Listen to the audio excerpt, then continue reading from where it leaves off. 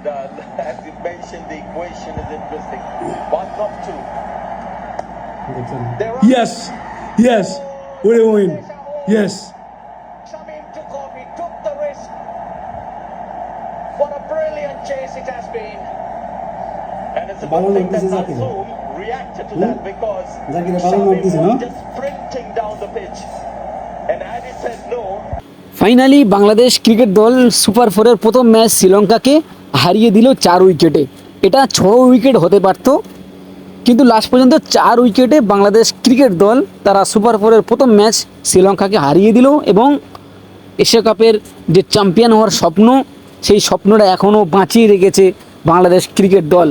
Bangladesh cricket দলের ফাইনালে যাওয়ার জন্য প্রথম ধাপ তারা এগিয়ে গিয়েছে এবং আর মাত্র 2টি ধাপ আগালেই কিন্তু বাংলাদেশ যে স্বপ্ন দেখেছিল সেই স্বপ্ন কিন্তু তারা পূরণ করতে পারবে। আজকে বাংলাদেশ দল দুর্দান্ত অসাধারণ বোলিং করেছে। আমরা দেখেছি মোস্তাফিজুর মতো বোলার বাংলাদেশ পেয়ে যে বাংলাদেশ দল ক্রিকেট ভক্তরা তারা ধন্য। তাসকিনের মতো বোলার, আমরা কি সুন্দর কি দুর্দান্ত বোলিং দেখলাম। যেখানে দেখলাম যে শরীফুল ইসলাম মার খাচ্ছে, বেদরম মারছে দাসুন সানাগা, সেখানেই মোস্তাফিজুর এসে উইকেট, সেখানে তাসকিন এসে ডট, সেখানেই দুর্দান্ত অসাধারণ কামব্যাক বাংলাদেশের বোলিং লাইন আপ। সত্যি বাংলাদেশের বোলিং লাইন আপ খুবই দুর্দান্ত, খুবই অসাধারণ।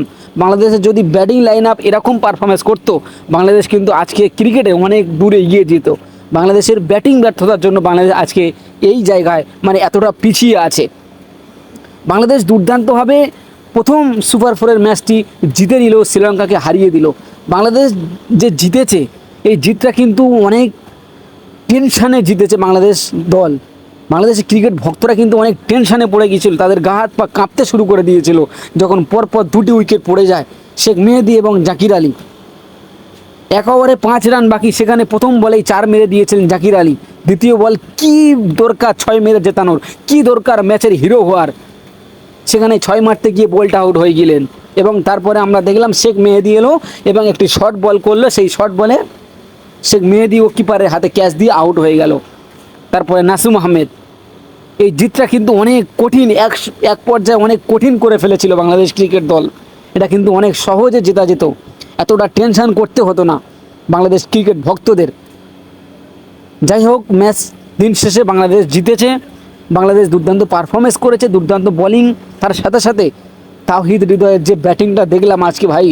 আমি কিছুক্ষণ আগে একটি ভিডিও বানিয়েছিলাম, প্রায় সকালে আমি বলেছিলাম যে তাওহিদ হৃদয়কে নাকি ম্যাচ থেকে বাদ দেওয়া হবে, এরকম গুঞ্জন শোনা যাচ্ছিল। কিন্তু তাওহিদ হৃদয়কে স্কোয়াডে ছিল, তিনি প্লেইং 11-এ ছিলেন, তিনি এত সুন্দর খেলবে এটা তো আমি কল্পনা করতে পারিনি। 37 বলে 8 রানের ইনিংস, এই ইনিংসটা কিন্তু ঝকঝকে ইনিংস, খুবই দুর্দান্ত লেগেছে বাংলাদেশ ক্রিকেট ভক্তদের কাছে। অসাধারণ ইনিংস খেলেছে এবং তার সাথে সাথে সাইফ হাসানকে প্রশংসা না করলে মানে এ ভুল হবে আমাদের। সাইফ হাসান দুর্দান্ত 45 বলে 61 রানের যে ইনিংসটা খেলেছে, সত্যি ব্রিলিয়ান্ট ইনিংস। এরকম যদি বাংলাদেশ ব্যাটিং পারফরমেন্স করতে থাকে, বাংলাদেশ কিন্তু অনেক আগিয়ে চলে যাবে। দুর্দান্তভাবে বাংলাদেশ ক্রিকেট দল মানে এগিয়ে যাচ্ছে টি20 ক্রিকেটে এবং এশিয়া কাপের স্বপ্ন কিন্তু বাংলাদেশ বাঁচিয়ে রেখেছে। এশিয়া কাপের স্বপ্ন বাংলাদেশ বাঁচিয়ে রেখেছে।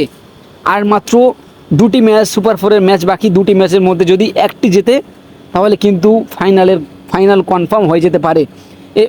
দেখা যাক বাংলাদেশ দল কত দূর এগিয়ে নিয়ে যেতে পারে। বাংলাদেশ দল কি চ্যাম্পিয়ন হতে পারবে? আপনার কি মনে হয়? অবশ্যই আপনি কমেন্ট বক্সে জানিয়ে যাবেন এবং ভিডিওটি ভালো লাগলে লাইক কমেন্ট শেয়ার করবেন। আপনাদের কাছে একটি অনুরোধ রাখবো, আমার একটি ফেসবুক পেজ আছে, এই ফেসবুক পেজকে আপনারা ফলো করতে পারেন। বাংলাদেশের এবং ভারতের ওয়ার্ল্ড ক্রিকেটের আপডেট আপনারা ওই ফেসবুক পেজ থেকে আপনারা পাবেন।